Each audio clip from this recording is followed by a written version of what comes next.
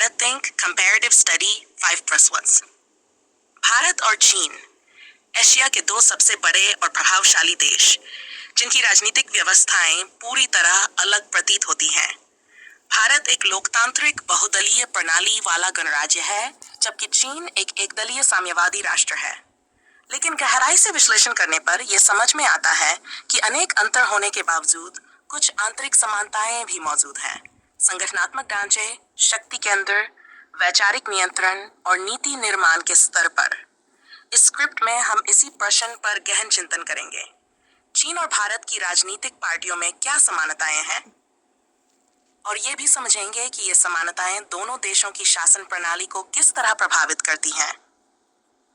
1. मूलभूत अंतर। संदर्भ के लिए पक्ष भारत, चीन। शासन प्रणाली लोकतंत्र, एकदलीय साम्यवादी तंत्र। प्रमुख पार्टी भारतीय जनता पार्टी, वर्तमान सरकार। कांग्रेस, इतिहास में लंबा शासन। चीनी कम्युनिस्ट पार्टी। चुनाव प्रणाली बहुदलीय संसदीय चुनाव। एकदलीय उम्मीदवार चयन प्रणाली। विपक्ष सशक्त, विधायिकाओं में मान्यता प्राप्त, औपचारिक रूप से नहीं। मीडिया और अभिव्यक्ति अपेक्षाकृत स्वतंत्र, राज्य नियंत्रित। लेकिन इसके बावजूद अनेक आंतरिक समानताएं ऐसे तंत्रों में मौजूद होती है जो सतही दृष्टि से नहीं दिखती।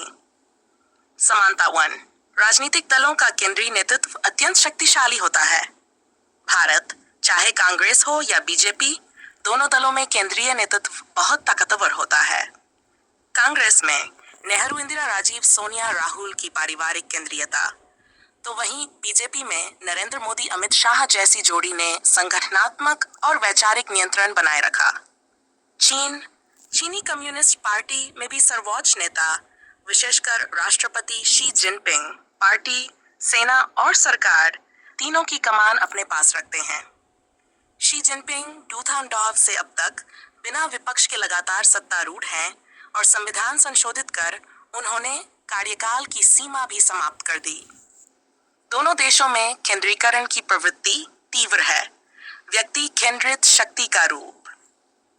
समानता 2।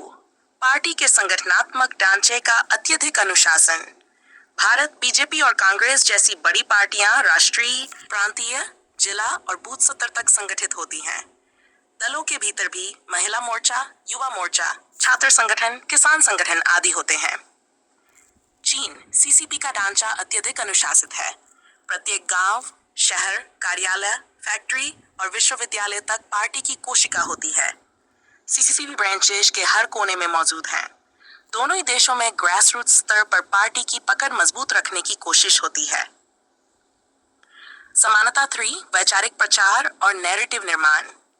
भारत, बीजेपी हिंदुत्व और राष्ट्रवाद के नैरेटिव के माध्यम से जन समर्थन जुटाती है। कांग्रेस धर्मनिरपेक्षता और उदारवाद की वैचारिक जमीन पर टिकी रही है। मीडिया और सोशल मीडिया का इस्तेमाल प्रचार और विचार निर्माण के लिए होता है। चीन सीसीपी समाजवाद चीनी विशेषताओं के साथ का नैरेटिव अपनाती है। राज्य संचालित मीडिया जैसे सीसीटीवी, ग्लोबल टाइम्स और सोशल ऐप्स वीचैट, वीबो के माध्यम से जनमानस को गढ़ा जाता है। दोनों ही दल जनता की सोच को नियंत्रित करने के लिए वैचारिक मशीनरी का उपयोग करते हैं। समानता 4। राष्ट्रवाद का राजनीतिक हथियार के रूप में उपयोग। भारत राष्ट्रवाद 2000 के बाद से एक प्रमुख भावनात्मक नैरेटिव बन गया। सेना, सर्जिकल स्ट्राइक, भारत मां की जय जैसे नारों ने राजनीति को आकार दिया।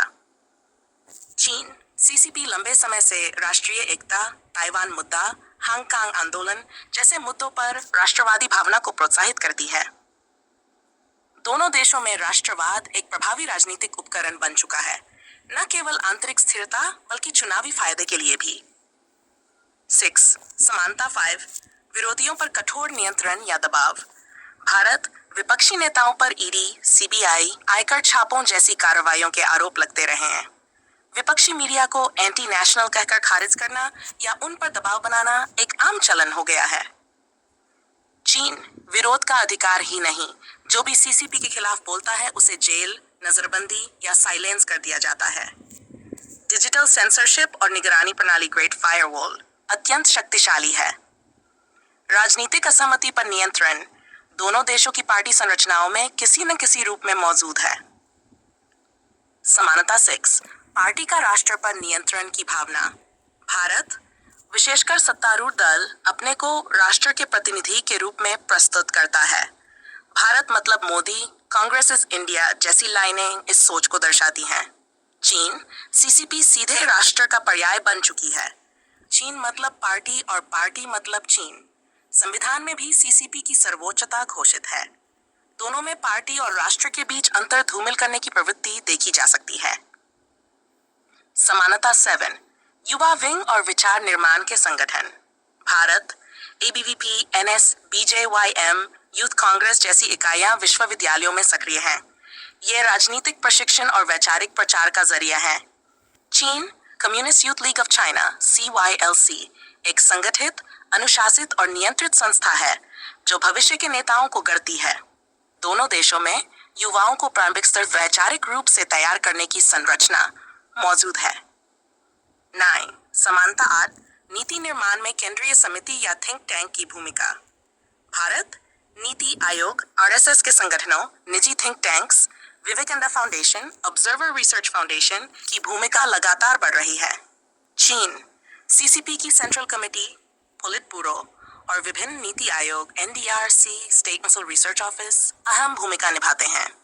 राजनीतिक दलों के पास अनौपचारिक लेकिन प्रभावशाली नीति निष्कर्ष। समानता के पीछे की राजनीति, हालांकि भारत और चीन के राजनीतिक ढांचे बेहद अलग हैं। लोकतंत्र बनाम एक दलीय साम्यवाद। फिर भी दोनों की प्रमुख राजनीतिक पार्टियों में कुछ आंतरिक संरचनात्मक समानताएं मौजूद हैं।